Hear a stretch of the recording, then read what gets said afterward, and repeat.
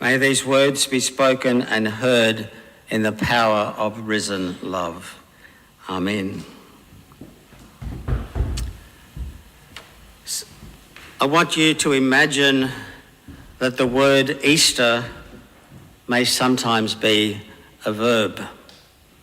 And I know that's like fingernails on the chalkboard for all the English teachers amongst us. I've been planning to shape today's sermon around the idea of God saying yes to Jesus as a kind of sequel to my Good Friday sermon, in which I reflected on Jesus saying yes to God. But instead, I want to explore the idea that Easter just might be a verb. I was alerted to this idea, which is found in the poem The Wreck of the Deutschland by Gerard Manley Hopkins. That poem was composed as a homage to 5 Franciscan nuns who drowned when the Deutschland ran ashore on a sandbar on the 7th of December 1875, just off the coast of Essex. They'd been expelled from the German Empire and were going to North America to serve as nursing sisters for the Catholic community there.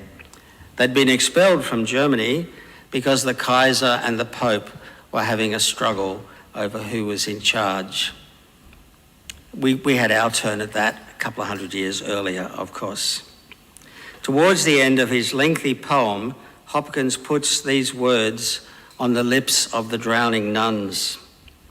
Let him Easter in us, be a dayspring to the dimness of us, be a crimson crescented east, more brightening her, rare dear Britain, as his reign rolls. Ride, rose, prince, hero of us, our high priest, our heart's charity's heartfire.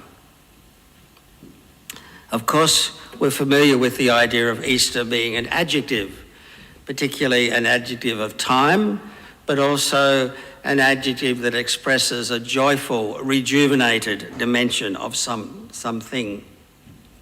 We also know of Easter as a noun, as an event, a festival, the day of resurrection.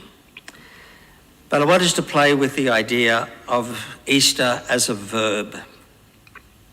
And if that's the case, if we can do that, then Easter may be the verb for when God says yes to Jesus.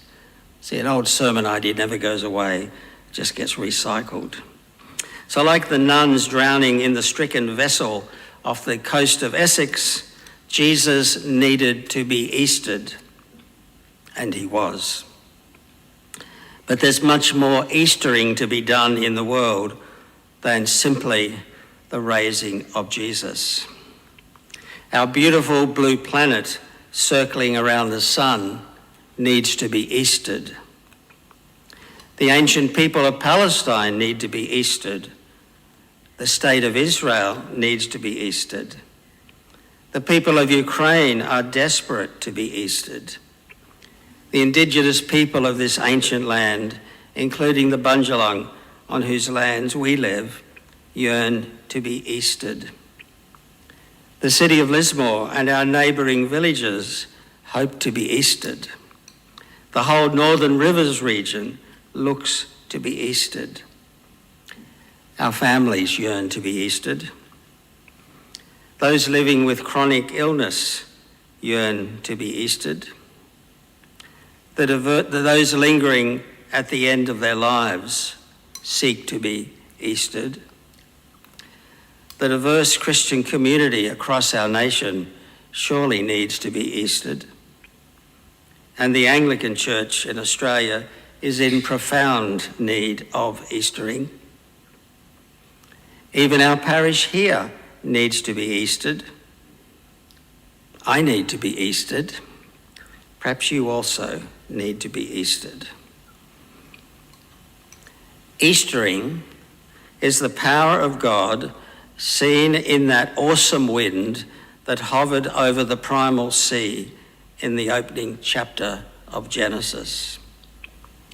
Eastering is the story of a slave community community, finding its identity and its freedom as they walk into the waters of the Red Sea. Eastering is the sound of dry bones scattered across a dead battlefield, returning to life as the Spirit of Yahweh moves gently but powerfully among them. Eastering begins when a young girl in Nazareth says yes to God. Eastering transforms the dead Jesus into the risen Lord. Eastering happens when Mary Magdalene meets her beloved in the garden. Eastering can be seen when the stranger breaks the bread in a borrowed house at Emmaus.